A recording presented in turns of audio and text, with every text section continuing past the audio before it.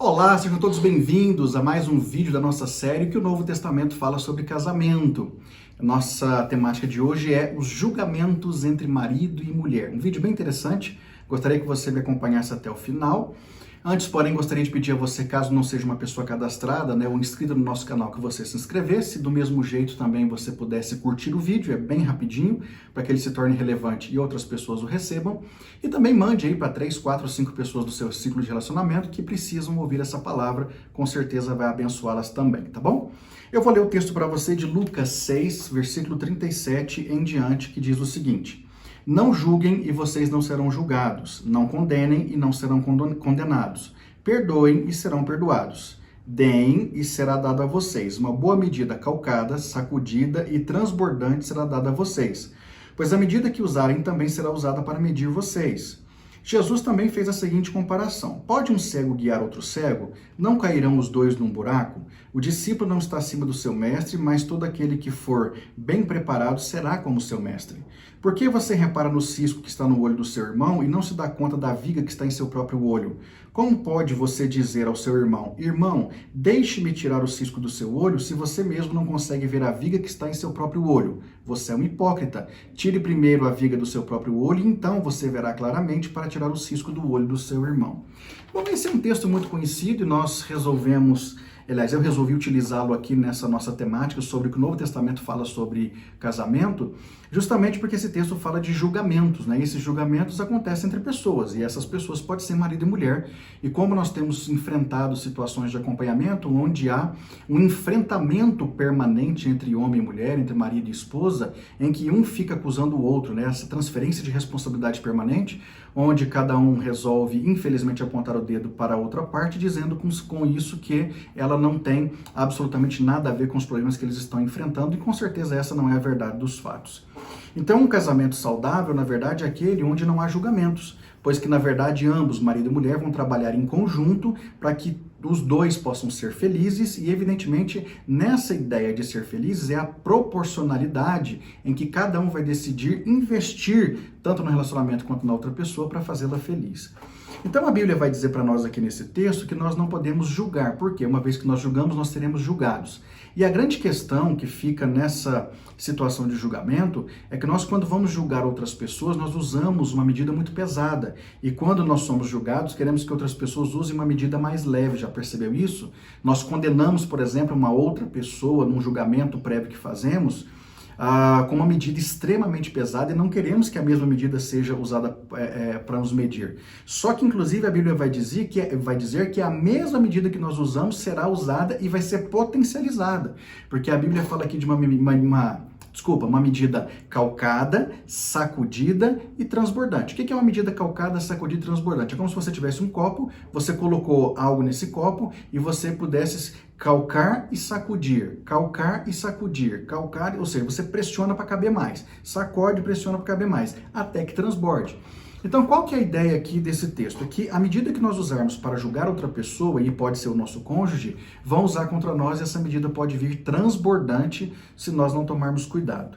E aí eu vou repetir de novo. Infelizmente, a maior parte dos julgamentos entre marido e mulher acontece por transferência de responsabilidade. Um quer acusar o outro, inclusive não olhando para dentro de si, entendendo que essa pessoa também tem muitas dificuldades, que ela também tem muitos defeitos, que ela também tem muitas situações que precisam ser consertadas, reavaliadas, não é? Revistas. Infelizmente, nós temos muita facilidade de apontar o dedo para as pessoas, querendo tirar um cisco do olho dela, quando, quem sabe, diante de nós existe uma trave que impede que nós literalmente venhamos a enxergar as nossas próprias falhas. Dentro do casamento isso é muito corriqueiro, né?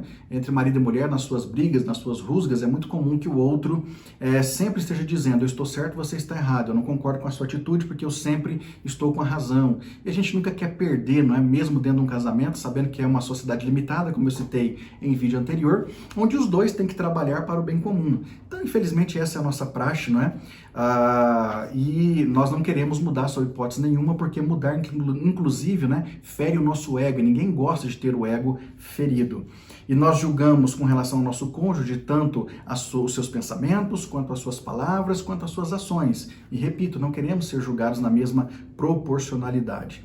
Tem gente demais que não consegue ver os próprios erros e por conta disso anda de nariz empinado, imaginando que de fato é senhor de toda a razão, porque elas nunca aceitam estar erradas, uma vez que elas se acham realmente suprassumo nesse assunto chamado casamento.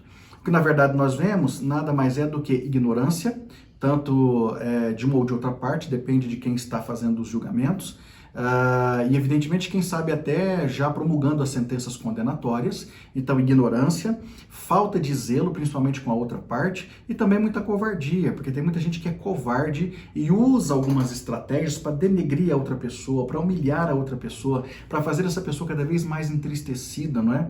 Dentro da relação. E aí, como eu disse agora há pouco, a nossa máxima é a seguinte: nós queremos inclusive o perdão absoluto de Deus para as nossas falhas, mas não aceitamos a ideia de usar essa mesma proporção de perdão para com a pessoa que erra para conosco.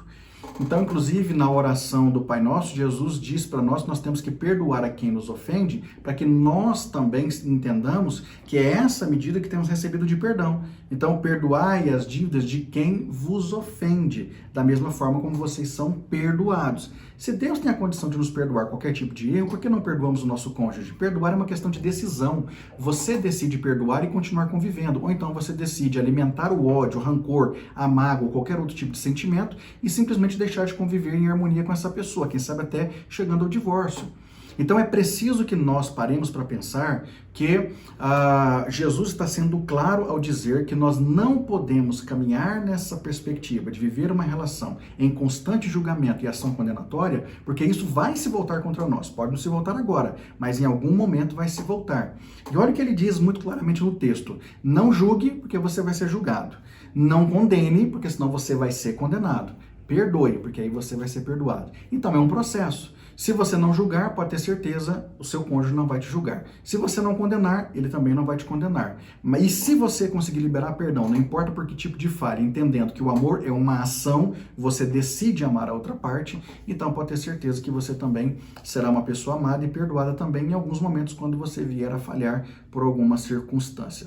Todos nós temos que seguir os ensinamentos e os exemplos de Jesus. Jesus mostra muito isso, né? Sobre essa ideia de julgamento, condenação e perdão. Jesus, inclusive, podia muito bem julgar e condenar as pessoas quando ele quisesse. Só que Jesus não faz isso com tanta facilidade quanto nós fazemos. Então é um exemplo para nós.